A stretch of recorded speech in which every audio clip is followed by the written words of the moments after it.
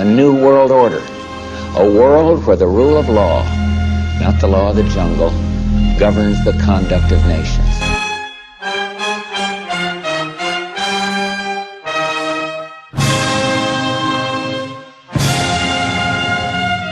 Quando alguém critica os males do capitalismo, geralmente a gente pensa nos monopolistas, a gente pensa que o capitalismo gera monopólio e gera esses grupos de poder que são as classes dominantes que vão explorar o proletariado. Porém, quando a gente vai estudar as bases do capitalismo ou analisar a economia de um país, a economia mundial, a gente acaba percebendo que a maioria dos monopólios não saíram da livre concorrência. Pelo contrário, o monopólio ele atrapalha a livre concorrência, ele é como um câncer na economia.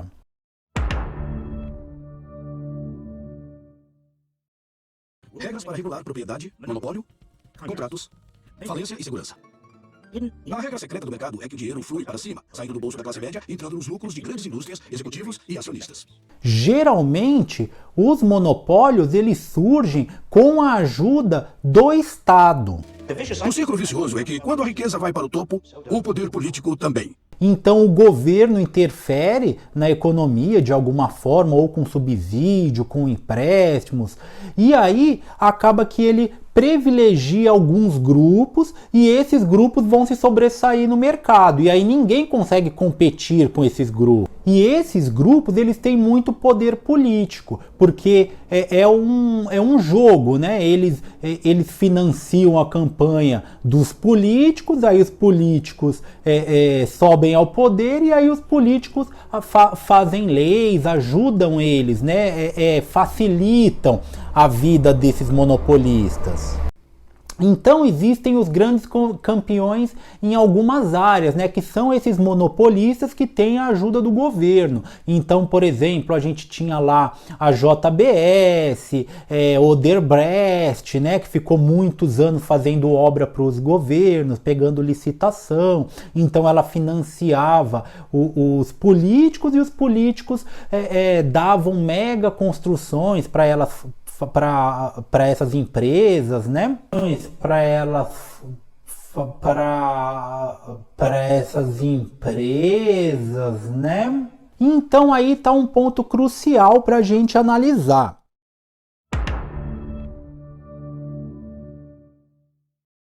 Existem dois grupos econômicos muito fortes. Um é o grupo Croton, que ele é dono de várias universidades, vários grupos educacionais, cursinho, escola, muita coisa. Se vocês pesquisarem do que eles são donos, vocês vão ver que eles são donos de quase tudo que é relacionado à educação, inclusive das editoras. E outro cara é o Paulo Lemann.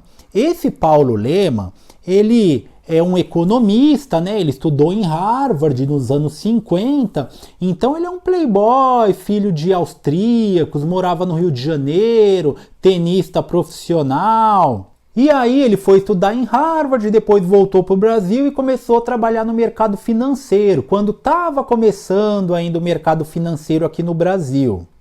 E ele foi um empreendedor de muito sucesso. Então ele começou com isso, com o mercado financeiro, depois ele abriu um banco de investimentos.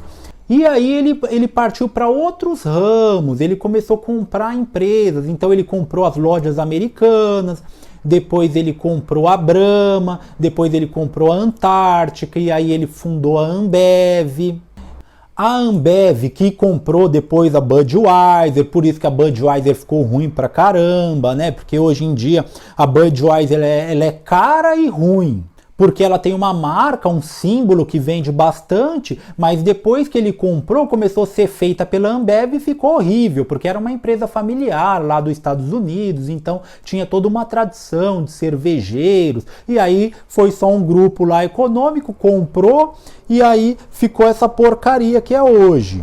E qualquer cerveja que você vai num bar, que você escolhe, qualquer uma, vai ser da Ambev. Você pode tomar Brahma, Skol, Antártica, Budweiser, todas elas são da Ambev.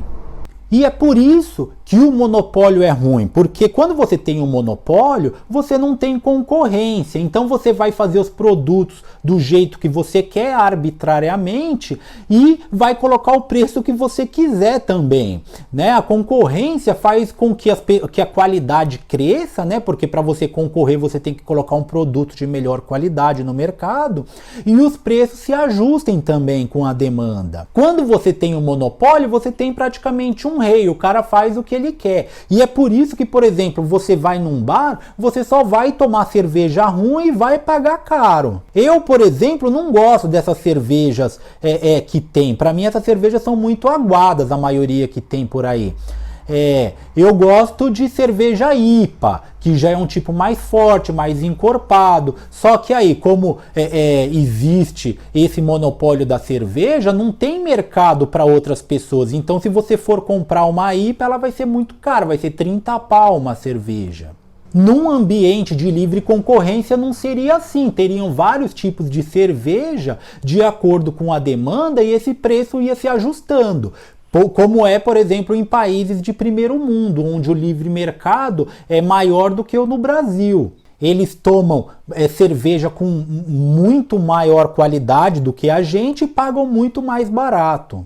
Quando a gente vai ver uma riqueza dessa magnitude desse cara, que ele é o segundo cara mais rico do Brasil e tá, sei lá, entre os 40 mais ricos do mundo. Ele é muito rico. A Ambev é a maior empresa de cerveja que tem na América Latina, se eu não me engano, no mundo. Aí a gente pensa, né? Será que é o capitalismo que é tão injusto assim, que fez um cara ficar tão rico enquanto tem tanta miséria no Brasil?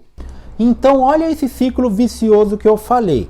Em 2014, nós tivemos as eleições presidenciais, né? Aquela que a Dilma e o Aécio Neves competiram, né? Ficaram ali pau a pau. Quando a gente vai ver quem financiou, os maiores financiadores desses políticos, a Ambev é uma delas, é uma das empresas que mais injetou dinheiro para financiar a campanha desses políticos. Ou seja, a Ambev financiou a campanha de um e de outro. Quem ganhasse, a Ambev estava ali no jogo.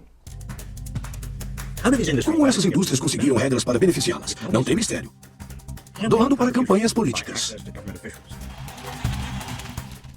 E aí, coincidentemente, no ano seguinte, o BNDES emprestou 935 milhões para a Ambev.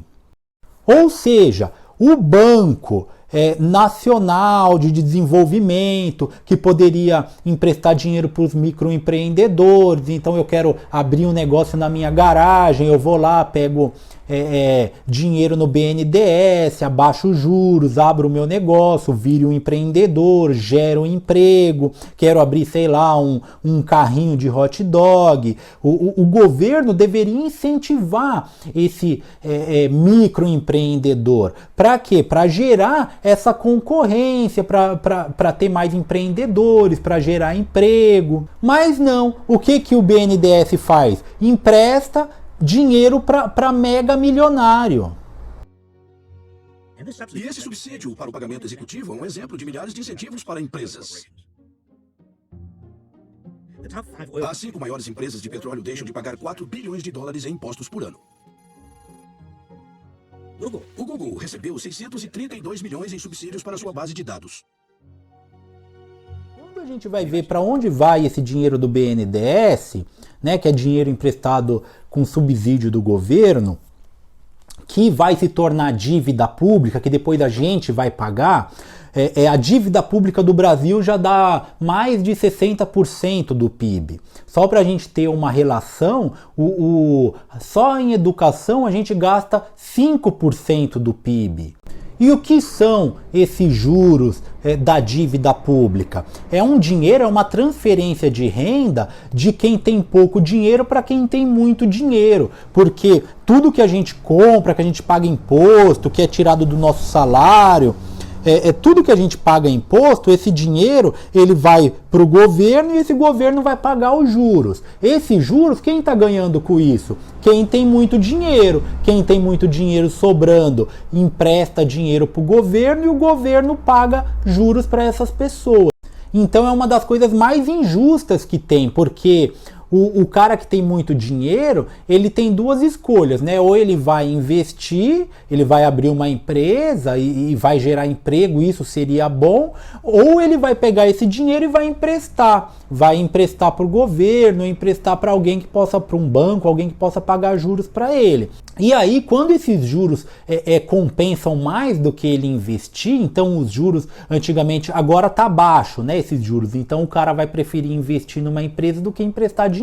Mas quando o juros está alto, e por muito tempo ficou bem alto, é muito mais vantajoso o cara pegar esse dinheiro e emprestar para o governo, ele não vai trabalhar, ele não vai ter risco algum, ele não vai ter dor de cabeça, ele não vai ter trabalho nenhum, ele vai simplesmente pegar o dinheiro dele e emprestar para o governo, depois de um tempo ele vai pegar esse dinheiro de volta com esses juros em cima.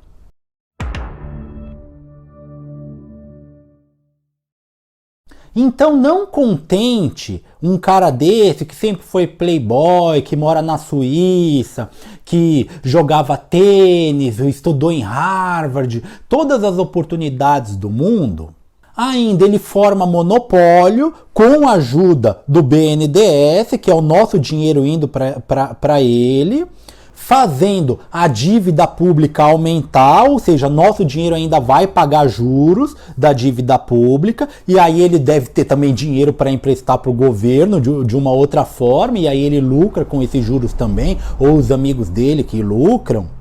E aí, com esse monopólio da cerveja, ou um monte, né? Ele não é dono só de uma coisa. Então é a cerveja, é o Burger King, lojas americanas. Então, com todos esses monopólios, ele ainda estraga a concorrência, faz eu tomar uma cerveja ruim, um mijo de cavalo, pagar caro por essa porcaria, e não satisfeito, ele ainda quer influenciar na política e na educação. Por exemplo, a Base Nacional Curricular. Então, essa BNCC, né, essa Base Nacional Curricular, ela é o currículo geral, centralizado, de que todas as escolas devem se guiar por ela. Esses subsídios custam dezenas de bilhões de dólares ao ano. Algumas estimativas passam de 100 bilhões. É mais do que o custo do Departamento de Educação inteiro. E aí, fazendo uma pesquisa rápida aqui, eu descobri que ele foi um dos caras mais importantes para a aprovação da BNCC. O que um cara desse, da Ambev, está influenciando na educação? Fico animado vendo o que está acontecendo com a base comum de educação e espero que aconteça em outras áreas também, né? Legal, é isso que o Jorge Paulo está falando. A gente fez um movimento pela Base Nacional Comum, que a Fundação Alemanha é a secretaria executiva desse movimento, que advogou pela construção de uma base comum no Brasil e que conseguiu reunir gente das mais diversas correntes da educação, pessoas de partidos políticos diferentes. E o ápice foi aquele artigo que saiu recentemente no jornal com pessoas que participaram das candidaturas do PSDB, do PT e da Rede, assinando juntas um artigo em prol de uma causa da educação. É uma coisa que a gente tem visto pouco, realmente.